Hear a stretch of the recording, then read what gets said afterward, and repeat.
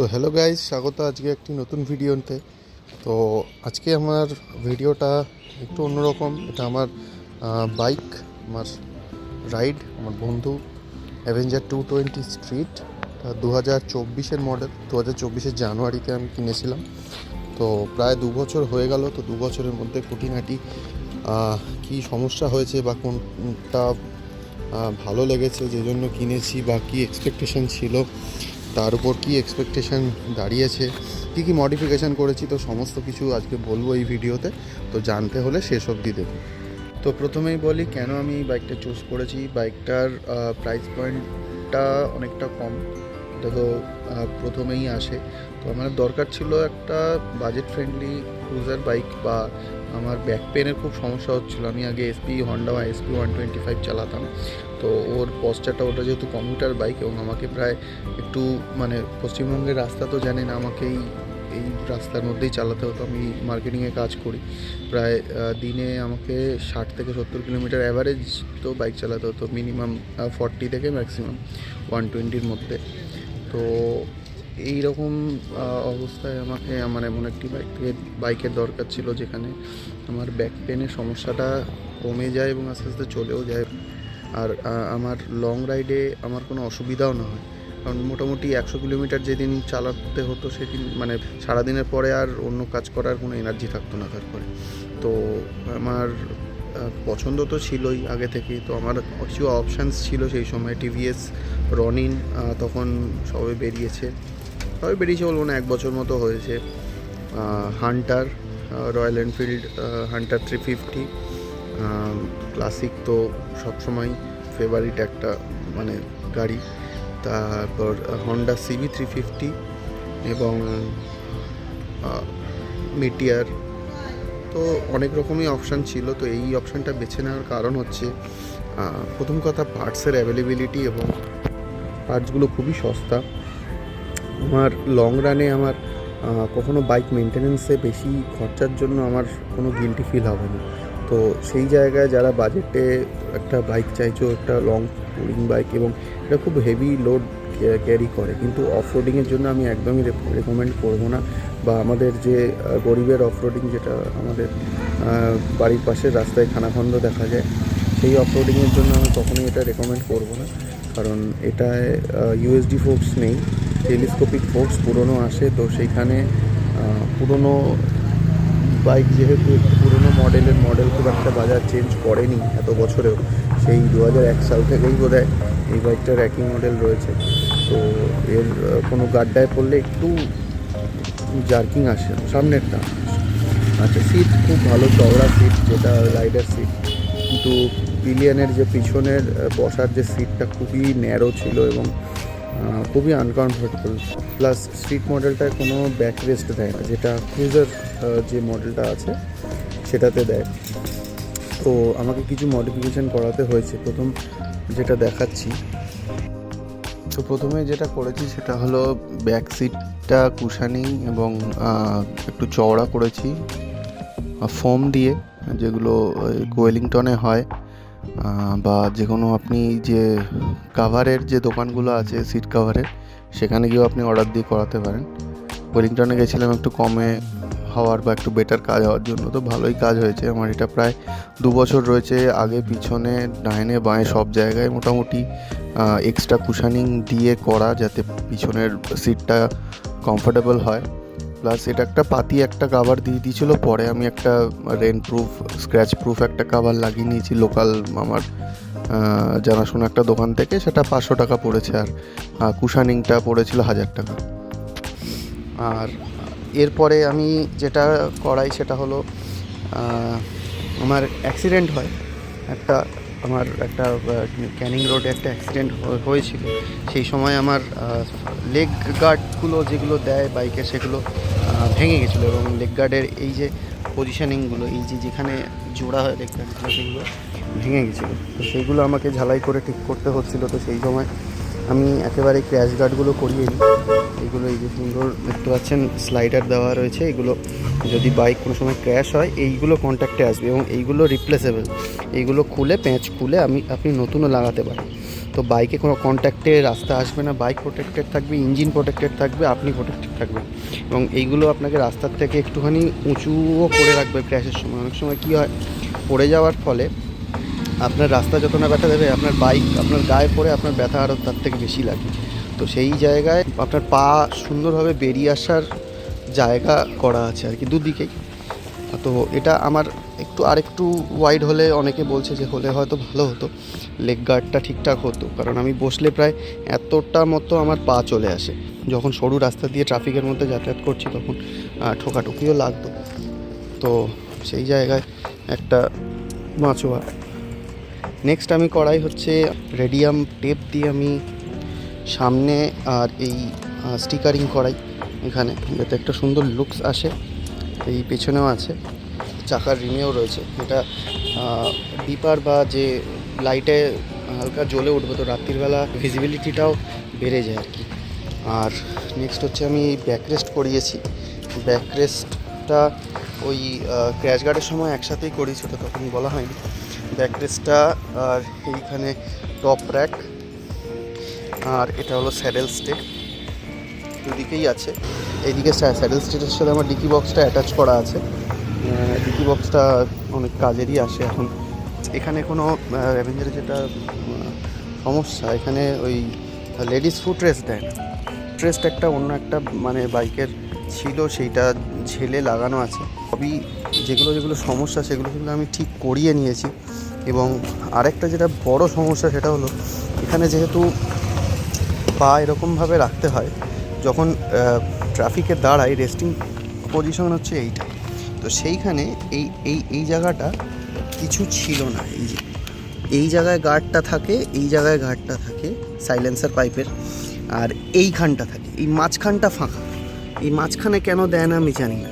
তো এইখানটায় আমার একটা এই জুগারু একটা লোহারি লাগিয়েছি আমি একটা। তো এইটাও গরম হয় না বলবো না, কিন্তু ডাইরেক্ট সাইলেন্সার পাইপে তো আমার পাটা লাগে না, তো সেই দিক থেকে একটা সেফটির ব্যাপার রয়েছে। নেক্সট আসছি ফগ ল্যাম্প দুটো এই যে মিনি ড্রাইভ লাগানো আছে নিচে, এই যেটা আমার মোটামুটি ভালোই আলো দেয়।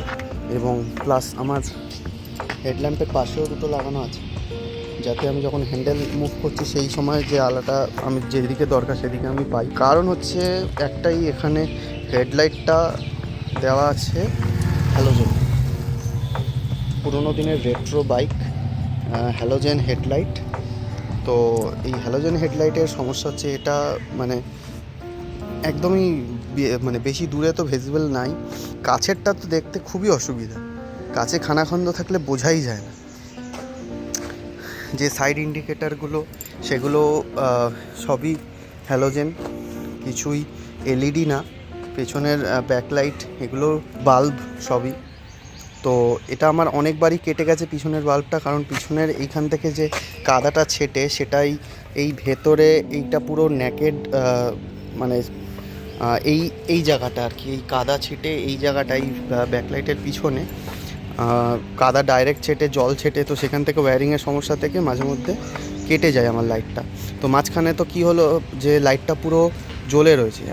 দেখবেন ব্যাকলাইট যেটা টেল লাইট যেটা থাকে সেটা ব্রেক মারার সময় জ্বলে, আর এমনি সময় একটা লাল আলগা একটা আলো থাকে, আর ব্রেক মারার সময় জ্বলে। তো আমার সব সময় ওটা জ্বলে থাকতো। তো ওটা আমি 2-3বার দেখিয়েছি, তো ইমিডিয়েট ঠিক করেছে, কিছুদিন পর আবার খারাপ হয়ে গেছে। রিসেন্টলি আমি আবার ঠিক করিয়েছি, আমি জানি না আর কদিন যাবে এই জিনিসটা। তো আর রিসেন্টলি আমার ভাইজারটাও ভেঙে গেছে। ভাইজারটা এইখানে দেখছেন তিনটে, এইটা এইরকম দুদিকে দুটো সকেটের সাথে, আর এইখানে মাঝখানে স্ক্রু করে লাগানো ছিল। তো কালো রঙের একটা ভাইজার এই এতটা মতো দেয়, যেটা দেখবেন। তো ওটা খটখট খটখট খটখট মানে জার্কিং হতো আওয়াজ, সেটা চেঞ্জ করে আমি এই হিমালয়ানের একটা উইন্ডশিল্ড লাগিয়েছি, যেটা মোটামুটি খুব একটা ভালো আমার মানে অত গার্ড হচ্ছে না হাওয়া যখন আমি বাইপাসে চালাই, কিন্তু মোটামুটি চলে যাবে। নেক্সট হচ্ছে এখানে একটা আয়না দুটো প্রচণ্ড কাঁপতো। যখনই মোটামুটি স্পিড 50 to 60-র মধ্যে থাকবে আয়নাটা কাঁপবে, কিছু পেছনে দেখা যাবে না। আর আমার এই অ্যাক্সিডেন্টের পর একটু ওয়াবলিংয়ের সমস্যা হচ্ছে। ওয়াবলিং জিনিসটা হচ্ছে আপনার হঠাৎ করে হ্যান্ডেল যখন মানে কেঁপে ওঠে, তো সেটা একটা সমস্যা হচ্ছে। জানি না ওটা গাড়ির কোনো চ্যাসিস বেঁকে যাওয়ার জন্য না এই লোড বেশি দেওয়ার জন্য গাড়িতে উল্টোপাল্টা অনেক সময় মানে ব্যালেন্স অফ লোড যদি এদিক ডান দিক বাঁ দিক আলাদা হয়ে যায় তখন একটু ওয়াবলিংয়ের সমস্যা হয়। কিন্তু আমার ওয়াবলিংটা হয় মানে যখন স্পিড 50 থেকে 60-এ উঠছে অথবা 60 থেকে 50-এ নামছে সেই টাইমটা। 60-এর উপরে গেলেও হয় না, 50-এর নিচে থাকলেও হয় না, স্মুথ চলে। তো থ্রটল রেসপন্স খুব ভালো, একদম স্মুথ গাড়ি, কোনো তেমন হ্যান্ডেলে অত ভাইব্রেশন ছিল না। ওই মানে জাস্ট 1 বছর আগে যে অ্যাক্সিডেন্ট হয়েছে তারপরে হালকা হালকা এসছে, কিন্তু সেটাও ম্যানেজেবল।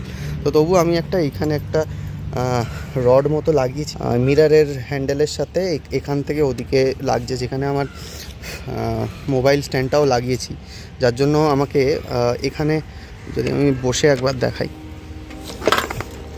তো এখানে বসে যদি আমার এই ভিউ থাকে, তো মোবাইলটা যদি আমি এইখানটায় লাগাই এই হ্যান্ডেলের সাথে, তাহলে এরকমভাবে বারবার নিচে দেখতে হয় আমার, ম্যাপ বলুন বা যাই কোনো ইনস্ট্রাকশন সমস্ত এখানে দেখতে হয়। তো এইখানে থাকলে আমার মাথাটা অন্তত নামাতে হচ্ছে না, চোখ নামালেই আমার হয়েছে। প্লাস হ্যাজার্ড ল্যাম্পের কোনো ব্যবস্থা নেই, কারণ এই কোনো মডেল আপডেট করে না। তো হ্যাজার্ড ল্যাম্পের জন্য আমি এই সুইচটা করিয়েছি, এই সুইচটা অফ আছে এখন। যখন একটু দেখাই, এই অন হলো গাড়ি, এই যে ইন্ডিকেটার মারলে দেখুন লেফট জ্বলছে, রাইট মারলে রাইটটা জ্বলছে, দেখুন লেফট তো জ্বলবে না।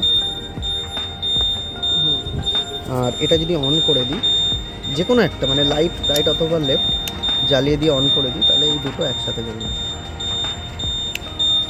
তো এইটাই আমার এইটা মডিফিকেশান আছে, প্লাস এই দুটো ফগ ল্যাম্পের লাইট, এটা হলো আমার যেটা এই ক্র্যাশ গার্ডের সাথে লাগানো, আর এই সুইচটা হচ্ছে আমার যেটা হ্যান্ডেলের সাথে এইখানে লাগানো, এই যে এই ল্যাম্পটা। তো এই আরেকটাই মোবাইল চার্জিংয়ের পয়েন্ট লাগিয়েছি, কিন্তু এটা খুব একটা চার্জ ভালো হয় না, এটা ওই পাতি 150 টাকার একটা কিনে লাগিয়েছি, ঠিক আছে, তবুও বিপদের সময় কাজে লাগে। তো এই বাইকের যত এই উপরের যে guard, crash guard, saddle step, top rack, back rest, সমস্ত কিছু আমি করিয়েছি এপিক কাস্টমস ইমরানদার থেকে। ইমরান আমাদের সাউথ কলকাতায় কামালগাজি থেকে সোনারপুর যাওয়ার পথে ওয়ার্কশপটা আছে, খুবই ভালো মানুষ এবং উনি প্রচণ্ড মানে শিল্পী মানুষ আর কি। তো উনি মানে ওনার দাবি হচ্ছে উনি একই ডিজাইন কোনো বাইকে করেন না, সব বাইকেই আলাদা আলাদা থাকে। তো মানে জেনে রাখবে, তুমি যদি গিয়ে ওখানে ক্র্যাশ গার্ড বা স্যাডেল স্টে বলো বা টপ র্যাক যাই বানাও, ওটা হয়তো তোমার একারই থাকবে, ওই ডিজাইন তোমার ছাড়া অন্য কারোর থাকবে না। কোয়ালিটিও খুব ভালো। আমি এটা পাউডার কোটিং করিয়েছি যাতে রঙটা অনেক দিন থাকে, তার জন্য আমার একটু সময়ও লেগেছে অনেক দিন, কারণ পাউডার কোটিং হয়ে আসতে একটু সময় লাগে, খরচাও একটু বেশি পড়েছে। খরচার লিস্টটা আমি কী হয়েছে আমি পুরো ডেসক্রিপশন বক্সে দিয়ে দেবো। এগুলো খুবই নেসেসারি জিনিস একটা বাইকের জন্য। আমি অন্যান্য যে অপশানগুলো ছিল হয়তো সেখানেও এইগুলো লাগানো যেত, কিন্তু তাতে বাজেট আমার অনেক হাই হয়ে যেত, প্লাস পারফরমেন্স অতটাও আমি জানি না বুস্ট হতো কি হতো না, বা সেফটি অতটা বাড়তো কি বাড়তো না। আমি স্যাটিসফাইড আমার এই বাইকে, আমার কোনো অভিযোগ নেই তেমন একটা। আর যদি কেউ বলে যে লম্বা মানুষদের একটু সমস্যা, পা থেকে যায় বা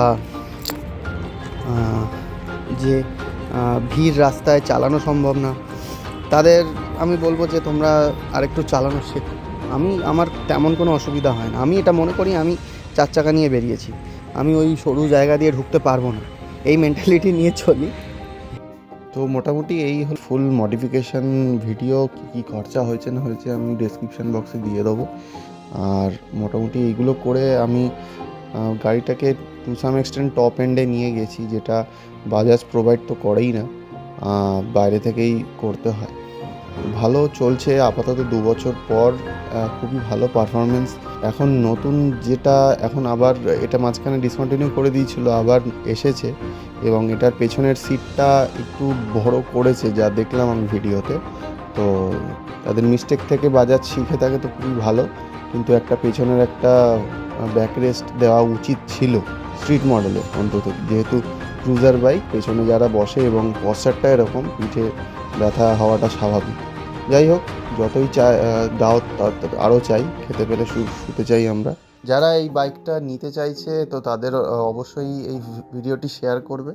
আশা করি তাদের ডাউট আমি এই ভিডিওতে কভার করেছি, কী কী সমস্যা, কী কী ভালো লাগা খারাপ লাগা সব কিছু।